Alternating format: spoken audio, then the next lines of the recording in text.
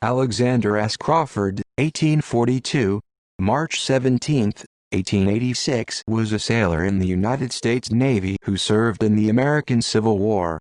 He received the Medal of Honor for his actions during the war. Formative years. Crawford was born in 1842, alternate birth year 1843, in Philadelphia, Pennsylvania. Civil War. Crawford enlisted for Civil War military service with the U.S. Navy in Philadelphia in 1862. He subsequently served as a fireman on the USS Wyalusing.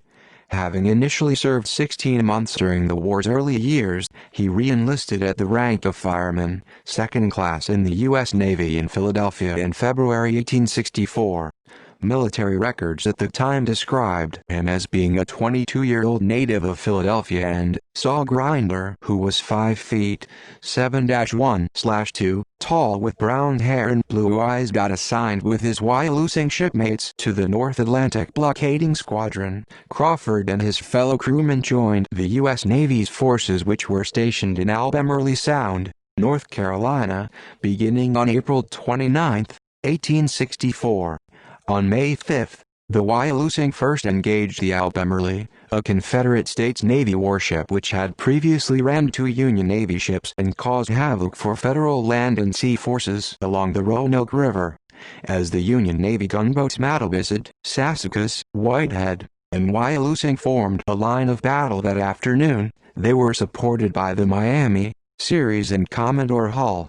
When the Albemarle appeared, the Mattabesett, Whitehead, and Wyalusing immediately opened fire.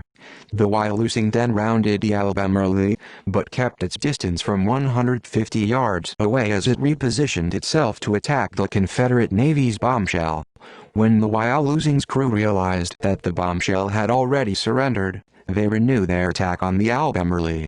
Although the fight was an intense one, it was brought to a close by darkness, enabling the Albemarle to escape along the Roanoke River.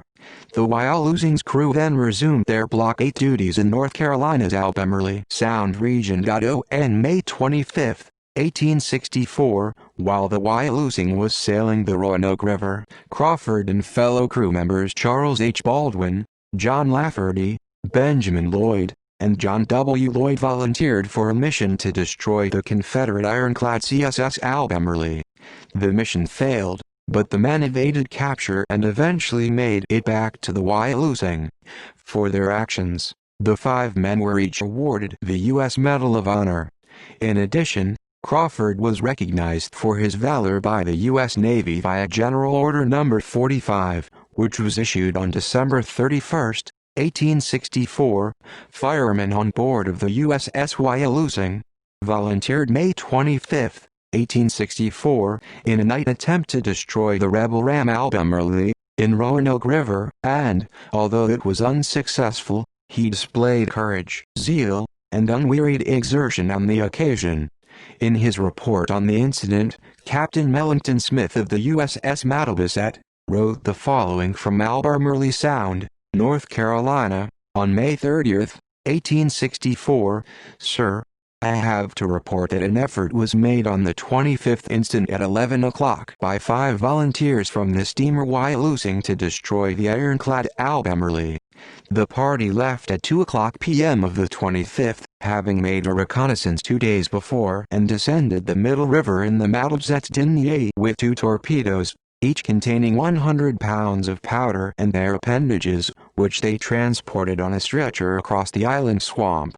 Charles Baldwin, coal heaver, and John W. Lloyd, coxswain, then swam the Roanoke River with a line and hauled the torpedoes over to the Plymouth shore above the town. They were then connected by a bridle, floated down with the current, and guided by Charles Baldwin, who designed to place them across the bows of the ram, one on either side, and Alexander Crawford, who was stationed on the opposite side of the river in the swamp, was to explode them upon a given signal.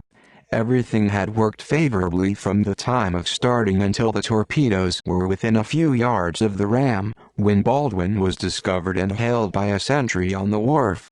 2 shots were then fired and a volley of musketry followed, which induced John W. Lloyd, who heard the challenge and report of small arms, to cut the guiding line, throw away the coil, and swim the river again to join John Laverty, who was left in charge of his clothes and arms.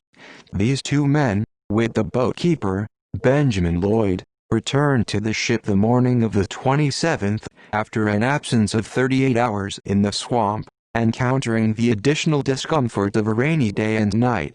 2 days' unsuccessful search was made for Baldwin and Crawford, both of whom made their appearance on Sunday, the 29th instant, much fatigued by travel and somewhat exhausted from the loss of food.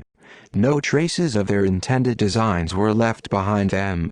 I cannot seek to highly commend this party for their courage, zeal, and unwearied exertion in carrying out a project that had for some time been under consideration. The plan of executing it was their own, except in some minor details, and although defeated in their purpose by accidentally fouling a schooner, I deem it my imperative duty to recommend that Alexander Crawford, fireman, and Charles Baldwin, coal heaver, be promoted to a higher grade, and that all receive the pecuniary reward awarded by Act of Congress for distinguished services. 4 deserters from the rebel ram Albemarle were brought off by the picket boat yesterday, but cannot, without detaining the army boat, communicate the intelligence they bring. They state, however, that the Neuse is afloat and in all respects ready for service. Very respectfully, your obedient servant, MELANCTON Smith, Captain and Senior Officer in Sounds of North Carolina. Abstract log of the USS Wyalusing, May 6, 1864. At 11:30 a.m. John W. Lloyd, coxswain; Charles Baldwin, coal heaver; Alexander Crawford, second-class fireman; John Laverty, first-class fireman; Benjamin Lloyd, second-class fireman, went on an expedition to destroy the ram. May 28. At 9 a.m. all the expedition returned but 2 men, Baldwin and Crawford. May 29. At 8 p.m. the Commodore Barney came alongside and brought Alexander Crawford and Charles Baldwin from the expedition of the 26th. Afterward, the Wyalusing remained in the area.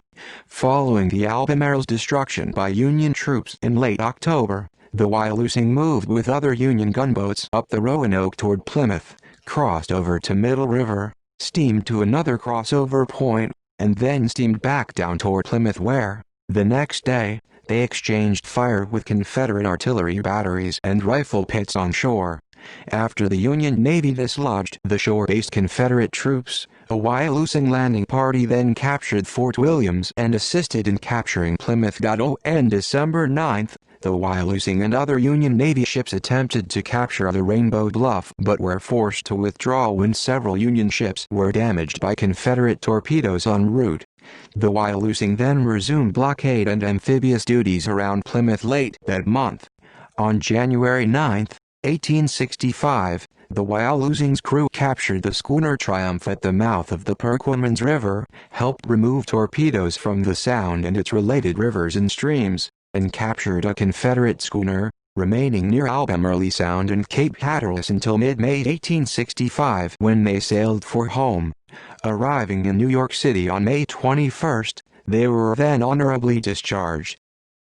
Post-war life. Suffering from chronic pneumonia, Crawford died in Philadelphia on March 17, 1886, and was buried in that city's Cedar Hill Cemetery on March 24. He was 43 at the time of his death, and had been employed as a saloon keeper, according to his death certificate. Medal of Honor citation. According to the U.S. Army Center of Military History, Alexander Crawford's official Medal of Honor citation reads as follows. On board the USS Wyalusing, Crawford volunteered May 25, 1864, in a night attempt to destroy the rebel ram Albemarle in the Roanoke River. Taking part in a plan to explode the rebel ram Albemarle, Crawford executed his part in the plan with perfection, but upon being discovered, was forced to abandon the plan and retire, leaving no trace of the evidence. After spending 2 hazardous days and nights without food, he gained the safety of a friendly ship and was then transferred back to the Wyalusing. Though the plan failed, his skill and courage in preventing detection were an example of unfailing devotion to duty. See also: List of Medal of Honor recipients, List of American Civil War Medal of Honor recipients, AF Pennsylvania in the American Civil War. References. This article incorporates public domain material from websites or documents of the United States Army Center of Military History. External links: Alexander Crawford, Memorial and Grave Site information. Salt Lake City, Utah. Find a Grave, retrieved online January 17, 2008. Smith, Jr., Myron J. The Story of the Wyalusing Belle, in News and Events. Greenville, Tennessee. Tusculum College, 2002, retrieved online September 7, 2018.